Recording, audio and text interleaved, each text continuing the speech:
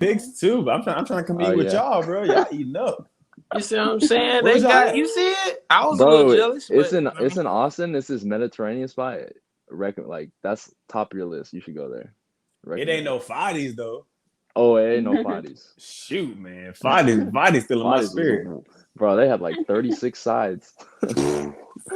Really? Fadi's is in my spirit and my Mm, intestines right now. You know that. what's the Yeah, name of the fine. place? Fadi's. Bodies. mm. Yeah, we have to pull up there next time you come down. Excuse my finger, guys. I had an accident. Anyway, but I was talking to somebody. I was explaining them what the conversation was going to be tonight. It was like about evangelism etiquette, right? So, and I was like, there's not a we don't want to say like if there's a right and wrong way to evangelize, There is a right? wrong way. I'm saying it. Um, I'm saying it. Evangelism means to preach the word. Well, to me, it means to preach the word, to proclaim the good news, right?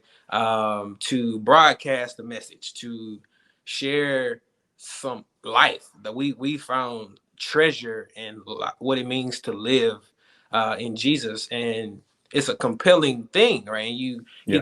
he um tells you to share this, go out into all of the nations, the Great Commission, right? So we hear that.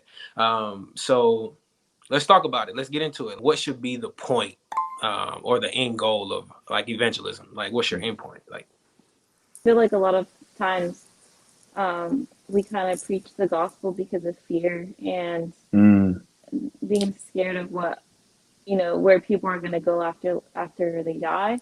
yeah. And it's not just only for eternity, but also for this life and for them to experience and encounter Jesus Christ and for them to know the truth, and have that um, be spoken over them and have that filter and for them to understand Christianity as a worldview. I think that evangelism is like it's a very churchy kind of like church etiquette kind of word, you know what I'm saying? sure, So like for somebody outside of a church looking in, it seems like evangelism is basically like our sales pitch, you know, right, like we're like we saw that I was telling you about the Babylon B joint where they were like essentially trying to get like Elon Musk to convert, right? It's like right. this like at the end of every like conversation. And y'all probably have y'all met somebody who was like a part of a pyramid scheme, but they didn't know they was a part of a pyramid scheme. like Oh yeah. like every conversation ends up being like, oh well, I'm selling this. Like, or Mm, like at the end of it, they always gotta sneak that in there. Like it's kind of church etiquette to at some point in this conversation, I gotta see if I can get you to buy into this whole Jesus thing.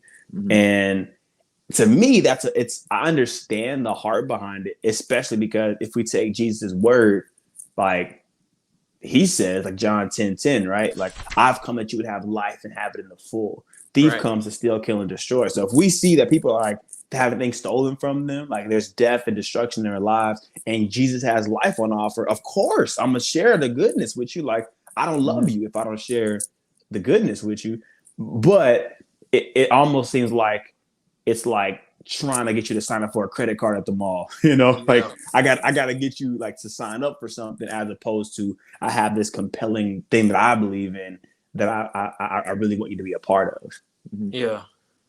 Yeah, I think like we talk about the end goal for evangelism. I think a lot of people put a lot of pressure on themselves, like they have Mm. to be the one that sees it through all the way, or like their goal is to like Ooh, you know Convert how you over, everyone's like right? our goal is yeah, to save and seek and lost, but really I think the goal of evangelism is is to get them into the door like that like you are just the beginning of what God gets to do, of what Jesus gets to do, what the Holy Spirit gets to do in people's lives. Like you are not the yeah. one that completes everything. Come on. So Mm-hmm.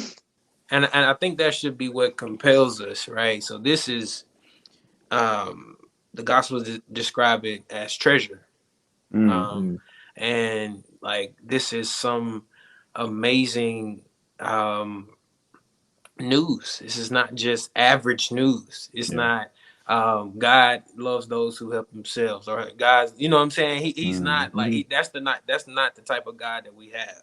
mhm, Right? This we have a God that when no one was seeking him, right? Nobody at all, nobody wanted him. He pursues us, right?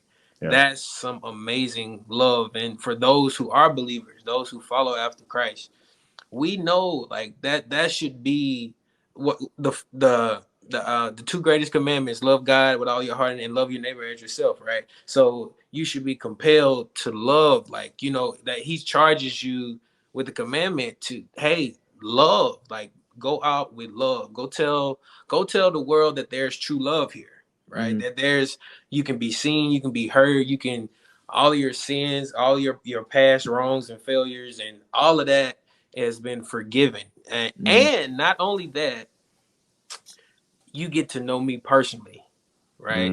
You get That to you part. get to talk to me. I get to talk to you. And we have a God that is an exhaustible well of mercy, an exhaustible well of grace Yeah. and truth and love and comfort like this. Yeah. And he has wrath, but all of that is ate up by Jesus. Like, all, come on, like, this should be something that we dedicate our lives to. And the heart posture is because God didn't come get us when we were scared of hell. I didn't know Christ being scared of hell. I didn't. I don't want to be associated. But when somebody took the time to explain God to me, and when they introduced him to me, he took it from there. Yeah. You see what I'm saying? And then you develop your own relationship. So the end goal is not to convert. I can't convert myself.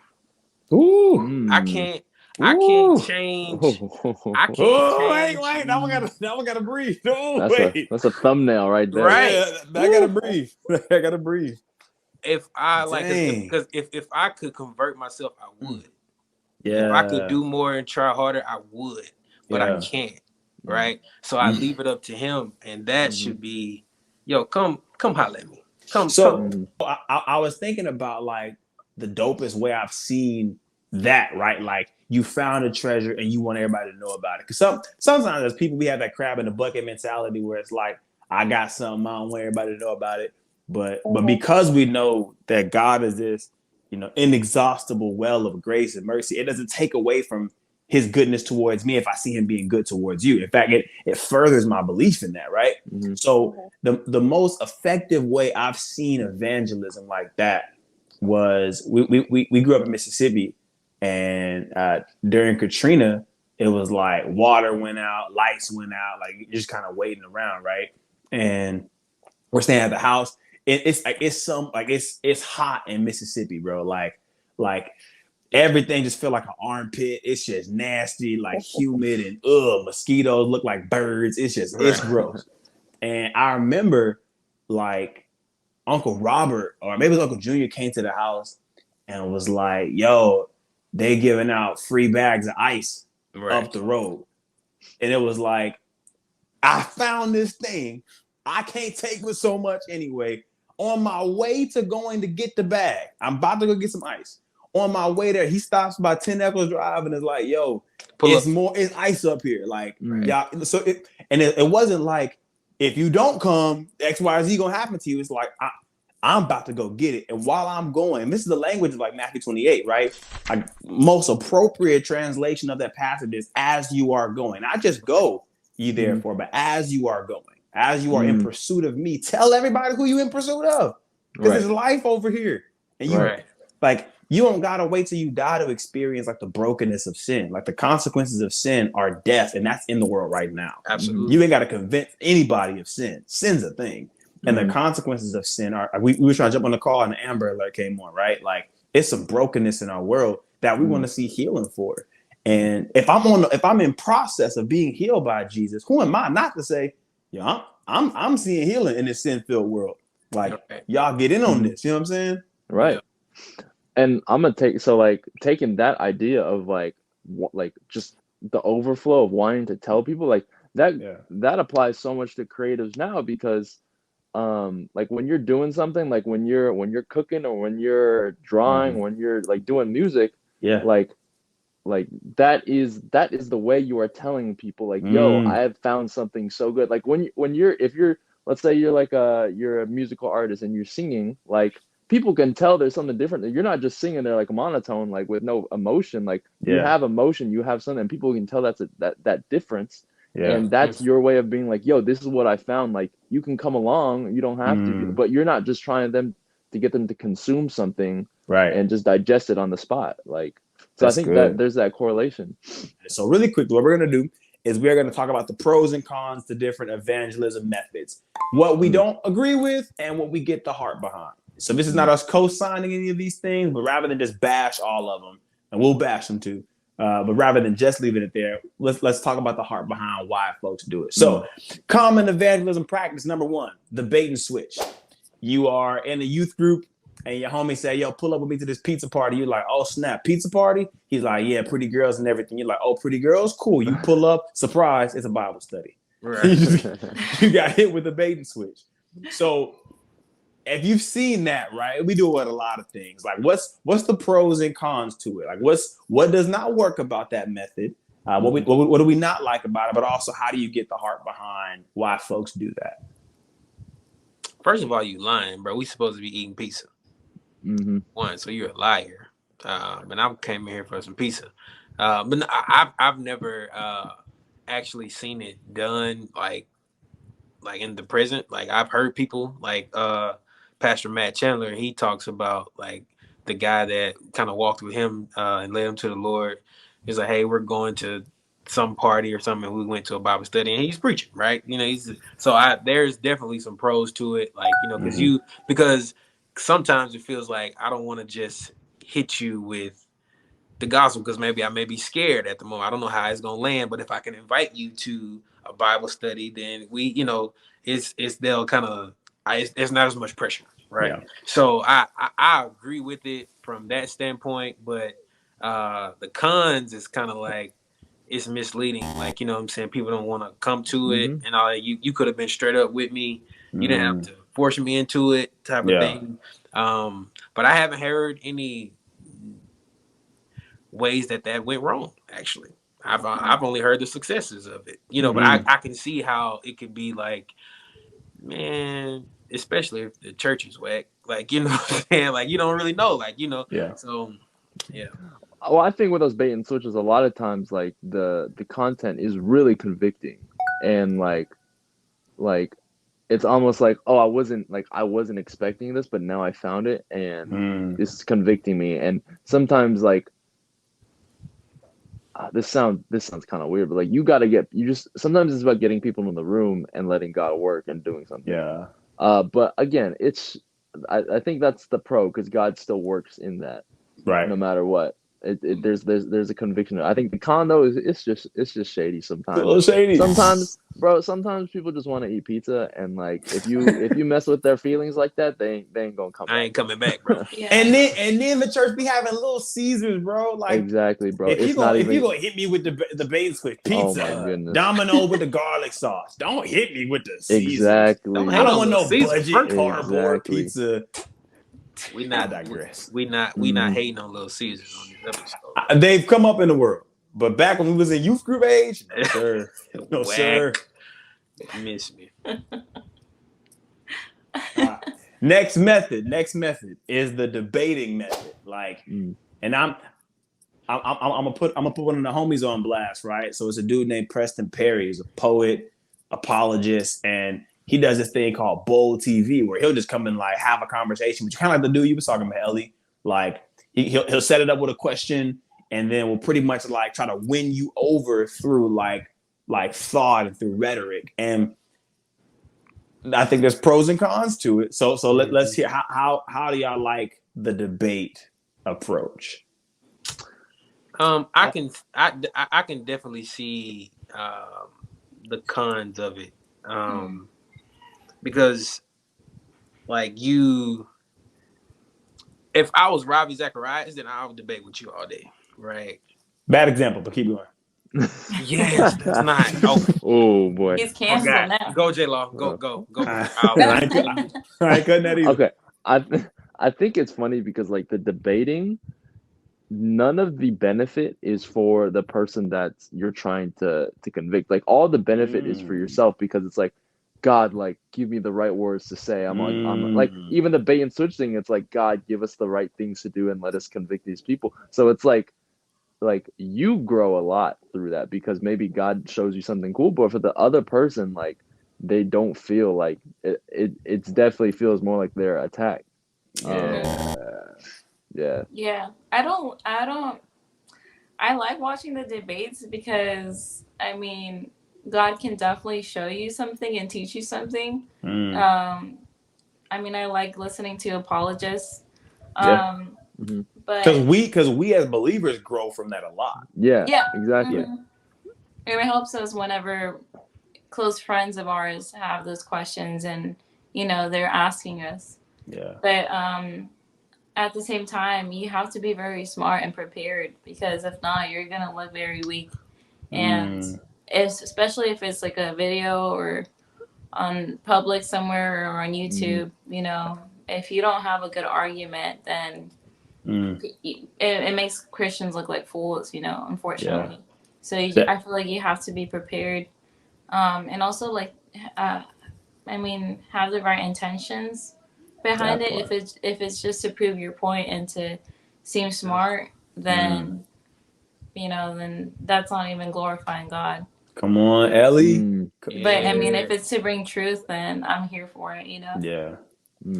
So I've never struggled with this. I don't like arguing. Like that's not my my cross to bear.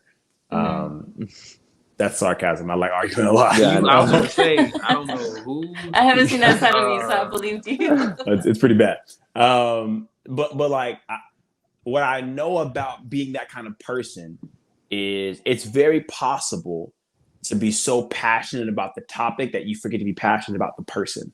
That you so want to be right that you don't want them to actually like fall in the right standing with God. That's not what your aim is. It's really to prove a point.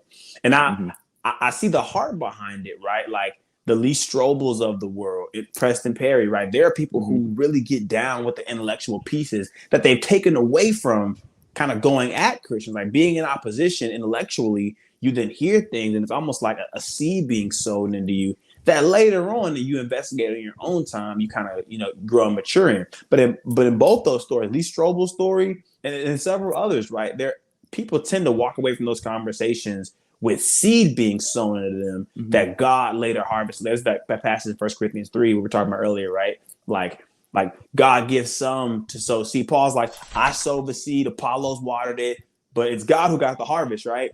And so if you come in with the intent of, I'm trying to be the end all be all, I beat you in an argument, now you get saved, like you're trying to win an argument, not win the soul. That for a soul to really like become a harvest that gives glory to God, that has much more to do with God's working on them than ours. And so it's easy to lose sight of what the win is in those kind of conversations. As an arguer, as somebody who likes to make a point, I see it's a slippery slope, but I don't think it's worth abandoning, because I do think that we have to honor God with our heads and our heart and be prepared to, like Paul says, right? Like always be prepared to give an account for what it is you believe. Like you should know. What I was gonna say right now is that there's a difference between having a debate and having a conversation. Ooh, yeah. And so where I see debates occurring mostly is whenever it's like one religion versus another. Not even like so much atheist versus Christianity. Or theism, but it's like Christianity versus Islam or Christianity versus Judaism. So that's where a lot of the debate comes in with the theology and the comment sections on like Facebook and Instagram and all that stuff. And as well with atheists, but yeah, I mean, I'm all for conversations, and I think that definitely talking about religion, I'm very passionate about philosophy and Christian apologetics, and I mean the Greek. I think apologetics comes from Greek, is a Greek word, and it just means to defend or to give reason to, kind of like an explanation. Right. Yeah. So I'm here for having conversations and just being more open and listening to people. But yeah, debating is trying to win a point and prove something. And it kind of gets like your pride gets in the way. Yeah. People don't realize that you can still grow from disagreeing too. Like, Yeah. Ooh. Everyone- J Law. everyone Talk that forgot talk, about that. Talk that talk. All right. Evangelism tactic number 3: missionary dating, where you find you a boo and you try to get them saved through y'all's relationship. Pros and cons. What we got? Let me tell you, You you guys, doing I all have- you doing all the you doing all the lifting in the No relationship. experience, Like, never dated. I've never done that either. Back. You never dated at all? Nope. Hey, get out of here. I don't know, man. I think like God's hiding me or something. I've never had a boyfriend. I've never dated. At all? Like, Were you just wiping tears? What's happening right now? Yeah, are you okay. are you okay? We can end the call. We can talk about this offline. Ellie, 'Cause you it's are far enough. off. Okay, you are enough. Fearfully Yes, and guys. wonderfully made. So I don't know. You're not What crying, did you Ellie. say? Fearfully and wonderfully I made. said fearfully and wonderfully made. I'm gonna say this. It's just as easy. You may think it's easy for you to convert someone, but it's just as easy for them to convert you too. Talk that Oof. talk, Oof. J Law. Yeah. That's the risk. So I'm gonna play devil's advocate, right? And it's like a lot of like dynamic here. So Adrian will tell you, I learned a lot like through dating. I've been dating the same chick since we were 16 years old. Like we've been rocking for quite some time.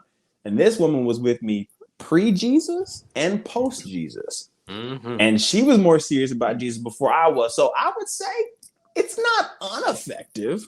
Like there's a like and I know no greater motivator than a person that you think is fine thinking you fine. Like there's something that happens in the interaction there that just compels you. And so I took school serious because of this woman. I learned how to play piano because she liked music. I got tall because she liked tall people. Like I was motivated to be whatever I had to be to get her attention.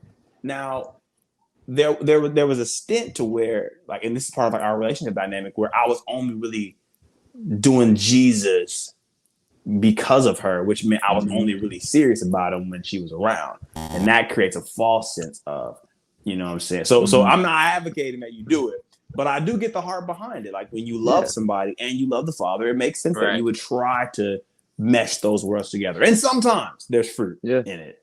I'm gonna let y'all encourage all the brothers and sisters as to why they should not do it though.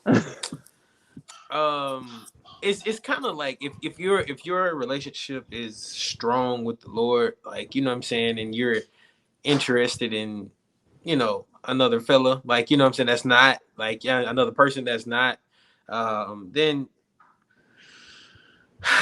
who am I to tell you not to what to tell you what not to do?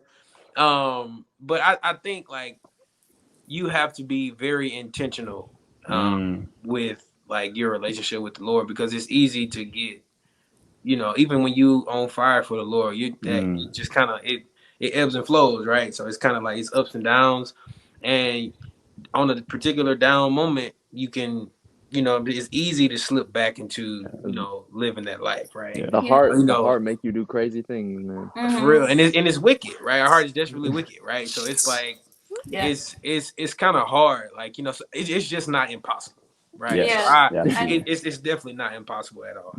I know guys that have converted or went to church and then became Christians and followers of Jesus just because they wanted to go to church because of a girl. Because of that woman. Yes, huh? Because of that woman. Yeah, and then like they're not together. I mean, I know a lot of guys that that's been the case. So, but oh, it's okay. So I know that's the case, but yeah, I mean, it doesn't work all the time, and I think like what J Law said, that it's you have to consider that you might backslide as well, so you have to be very firm. So yeah, it's, I don't know. It's Or hard. it's just like, it's really like, you are never gonna be able to redeem the person. Like, yeah, you might try to, but like really at the end of the day, like God's the one that redeems it, and you might take Yeah. the hit, or like the And what you don't want is one of the scariest verses to me ever is where Jesus Mhm. is like, if anyone causes one of these little ones of mine to stumble, it'd be better for them to cast like a noose around my neck and attach to a rock and throw that to the sea, right? You don't never want it to be that you lead someone away from Jesus because the heart like will make you do some crazy things. You can be so invested emotionally in that relationship that you start to mesh what you're really in it for, right? Like, oh, I'm trying to let them know the Lord through our relationship, but he hurt me, and now I'm about to and so you who were his witness now acting out in your flesh could really steer them the wrong way, or vice versa, right? You as a guy you're trying to bring this girl onto Jesus, but then you find yourself compromising in some areas. So now you've projected a relationship with God that is one marked by compromise. So you got to be careful with what kind of idols you can set up in a relationship, or how someone can make you an idol in a relationship, because you are representing not just you, but you're representing faith and romance at the same time, which are two things that we have no control over. So it's really, really reckless to try to merge those together. My situation worked out. I got a sexy wife that loved Jesus. Come on. Everybody don't end up as fortunate. Right. Yeah, it's not impossible, but it's just kind of like that's a slippery tough one. slope. It's kind of like a It's headache, I was just gonna honestly. say a slippery slope. It's like Yeah. a whaley. It could be easily a headache. Yeah. Pray for Erica. All right. Next evangelism method, the church invite, where you don't really do the evangelize. You just invite somebody to your church. You ain't really like hitting them with the gospel. You kind of expect the church to do the evangelism for you. You just share the podcast. You just share the sermon clip. And it's like, I get the heart behind it, but I can see where there's some cons. So what about that works, or what about that do you get, and what about that do you think that ain't quite, there's some issues there? This is a personal experience, but also a con. The church invite, unless you really know what's going on, sometimes the topics that they be preaching about completely scare. I remember I brought a group of, and like these were all like, they already were Christians, but like they wanted deeper discipleship. I brought them to we're just gonna say a campus ministry, okay? And I didn't do any research. I was like, yo, it's gonna be cool. We're gonna sing. Little did I know this campus ministry was like 13 weeks in deep into like the Song of Solomon, and they were going like deep into sex and like all of that, and I was just like, and all these high school kids were just like, what? And I'm like, It's gonna be a fun car ride home. I know. It's gonna be a zesty stop at the Chick-fil-A tonight. It's gonna be a good conversation.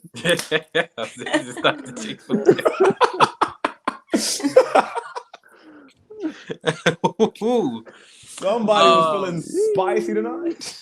No. Here. I know we just talked about this, but picture somebody who's at Transformation Church, right? And they brought their first time church goer, and it's like, this how y'all get down? Spitting, right? You know what I'm saying? So got it's the goo in his hand. But I get, like, if you're super duper nervous, right? Do you think you're not gonna, you're, especially like if you're a newbie, like you don't really have your apologetics together, right? You don't know how to present the gospel, right? You just kind of wet behind the ears, you're new, right? So I get it, because I've done it. Like, you know what I'm saying? Like, hey, come to church with me, right? You know what I'm saying? I'm gonna let them handle that, right? You know what I'm saying? But right, it kind of, and if you stop there, the issue you can run into is not building a deeper relationship with, the person that you invited, right? Sure. You know what I'm saying? You miss out on walking alongside that person, even if it, like, there's not a time limit. You know what I'm saying? Like, right. we are constantly being renewed and saved anyway, right? So it's not like a time crunch, right? God is going, you got 57 seconds before you, right? So it's not like, it's not one of those types of things, right? So you miss walking with somebody, and you kind of miss out on fumbling and letting God use your fumble. You know Yeah. what I'm saying? Do you know, I actually, what I appreciated most about this whole weird thing with Mike Todd was his apology message. Like, Right. watching somebody fumble, like not backslide, not, oh, I'm coming out with a video saying I done something crazy with like the finance. Like I tried to go for it Right. and it didn't work. Like, and to have the humility to say, I can apologize for that. Like, that to me makes me believe in his leadership more. Even more, right? Yeah, like, so. Mm-hmm. And again, this is not like there are several things about their approach that I'm not for, but Right. that piece, like publicly apologizing for it, like I would want that to go more viral than the video. Like I would want somebody to see like Christian humility. Like, Mm-hmm. that's hard, and you rob yourself of that opportunity if you just like put it to the professional Christian, like, oh, those are the churchy people, they got it. Mm-hmm. Like, Right. you miss God being able to be made, his strength being made perfect in your weakness, right? Like, Man, people need come to see on. that. So you showing up and being honest, even if in the mistakes, I think that leads to glory, at least to like his authority being shown. Right. Because pastors and leaders don't always, they fail at it, right? They don't always have it They together. are miserably, yeah. They're human, right? And that's the cool thing about getting people to walk alongside with you, because I'm not inviting you to a perfect life or a perfect mess, like a perfect, my life is not perfect. I am in relationship with somebody that is, but my life is, I'm constantly being perfected, but we'll never reach there. That's not the goal, right? My goal is to be with him, right? So that's if you just leave it to um their like the professionals to do it, then you miss out on that. But here's another one that is a pro. Like, it's, I've seen it work well. Like, if you invite somebody to a church service, and y'all roll together, so the ride home is a good way to jump in, like, to discuss the sermon. Like, hey, so what kind of questions do you have? You need any clarifying points? Did you like it? Did you enjoy it? And then, but you can't neglect spending the time and building that relationship, right? All right, the last one that I know of is the guilt trip, where you just Oh, try to guilt somebody into salvation. Mm-hmm. And I think there is a heart behind it. mm-hmm. So y'all, what Mm-hmm. y'all think about the guilt trip? I think conviction works. That's the pro. Like, Mm-hmm. conviction is really good, and like that's how, like, we have to be convicted. Like that's Yes. the decision we make to want Jesus. I think the con is, like, sometimes conviction turns to shame. Like, there's a thin line between what you produce. It's either conviction or shame, and it's a very, very thin line based on human talent alone. Yeah. Yes. Guilt never works, man. I don't think, because I didn't guilt we don't guilt ourselves into loving Jesus more.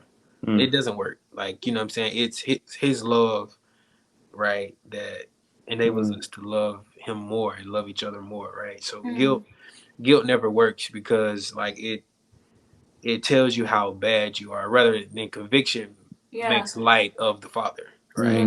Conviction makes, shines the light on what you did wrong, and or who you are as a wrong person. That's kind of leads to guilt and condemnation and all of that. Yeah. But conviction, on the other hand, that's that's the other side of it. That conviction is not just what what you did, you know better type of thing. It makes much of Jesus more than anything, right? Because the Holy Spirit is going to glorify the Father, right? So that's that. I see the there's some similarities into it, like, but guilting somebody in, that's guilt never saved a person at all. I think if you guilt trip, it's kind of like manipulating, which is kind of like witchcraft. So not to get too spiritual, but Nah, I feel that. So there's the heart behind it that I get is, and there's a lot of my well-intentioned Southern Baptist Calvinist leaning friends that use this approach. Like, we are our good deeds are filthy rags before the Lord. Like, you know, they kind of take on. So there's a story in Isaiah chapter 6 where like Isaiah enters the throne room and like he sees God and he's like, "Woe is me! I'm undone. I'm a man with unclean lips. Like I can't even be close to this. How good God is because of how broken I am." And I think that oftentimes we view that scripture through the lens of, oh, I should be guilty before the Lord. But the emphasis there is not on how guilty Isaiah is. The emphasis on how good God is. Like, because God is the focal point, because God is so good, because he is so pure, he then feels disqualified. He's not thinking, I'm so bad, I can't be near God. He's thinking, God's so good, I can't be near him. You know, the focus is just different. And so this is again when Jesus says, therefore, he's saying there's something in front that matters. What you view as the initial point that starts this whole conversation is of utmost importance.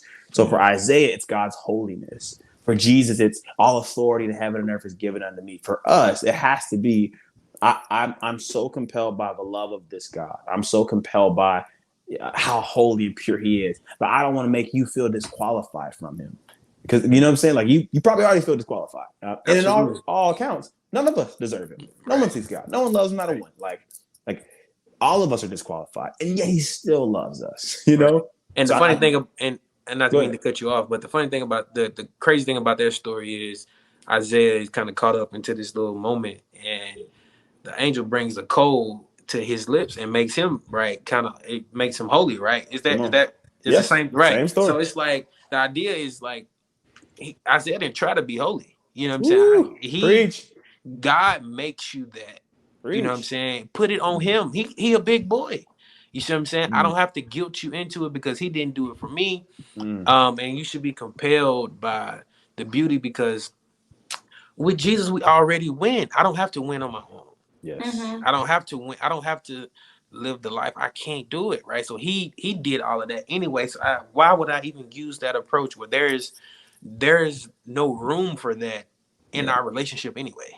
Yeah. You know what I'm saying? Like the problem with guilt tripping is kind of telling people that you have to reach God, when in reality God is the one who's reaching us, you know? On God. Oh God. On God, bro. Yeah, that rap. Yes. So last word then, as a creative, if you are a creative, you then get to take the pressure off of your shoulder to think that you have to get everybody saved through whatever it is you feel called to do. In the language of Paul, some are given to sow, some are given to, you know, to water. God's the one that gets the harvest. You know what I'm saying? So as a creative, your job is not to write a good story of salvation. Your job is to tell that story of salvation. It's already written how good it is that Jesus loves you and that he loves others. Sin has been disarmed. We get to carry that in our craft. On God. On God. Gang. You have some good hair. On God.